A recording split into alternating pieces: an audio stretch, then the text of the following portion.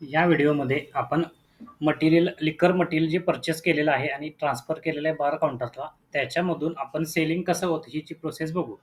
त्यासाठी पहिल्यांदा आपण बार काउंटरमध्ये आपल्याकडे शिल्लक मटेरियल किती आहे हे चेक करूया.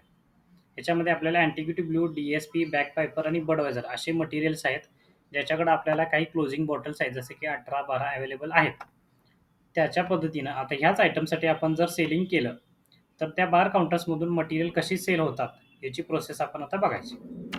आता मी अँटिग्युटी ब्लू टेबल नंबर 18ला अँटिग्युटी ब्लू 180ची ऑर्डर्स मारली.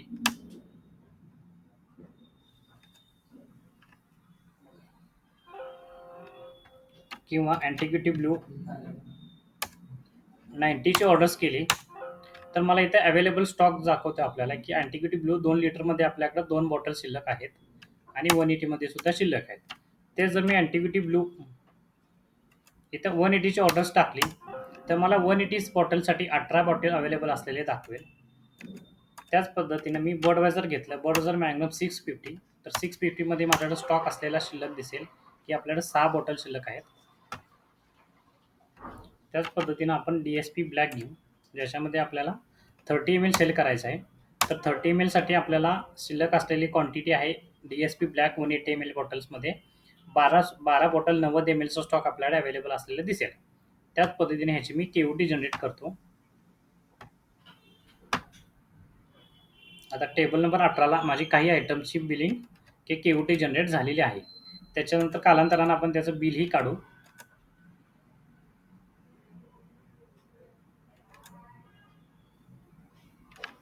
तर अशा प्रकारे त्या टेबलचं बिल जनरेट होऊन सेटलमेंटही झाली असेल तरी अडचण नाही. त्या हिशोबानं आपण जे आयटम्स मारलेले आहेत टेबल्सला, त्या हिशोबाचं सेलिंग आपण बघू. ज्याच्यामध्ये आपल्याला इथं दिसेल की अँटिग्युटी ब्लू 180 mlचे 2 बॉटल आपण सेल केले, 180चे 2 क्वार्टर सेल केले.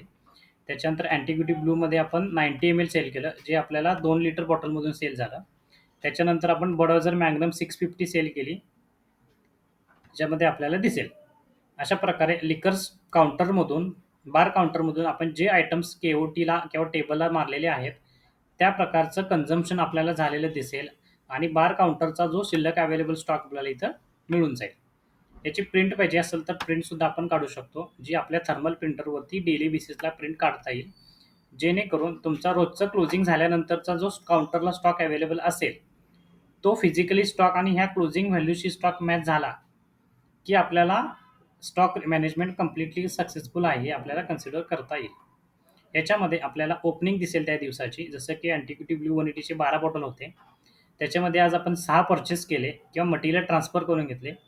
त्याच्यानंतर आपण 2 बॉटल सेल केले आणि आपल्याकडे 16 बॉटल शिल्लक आहेत. त्याच प्रकारे डी-एस-पी ब्लॅक 180 आपल्याकडे 12 बॉटल 90 ml शिल्लक होते ओपनिंगला. आज आपण काय रिसीव्ह केलेले नाहीत. त्याच्यातून आपण 30 ml सेल केली आणि आपल्याकडे 12 बॉटल 60 mlचा स्टॉक अवेलेबल दिसेल.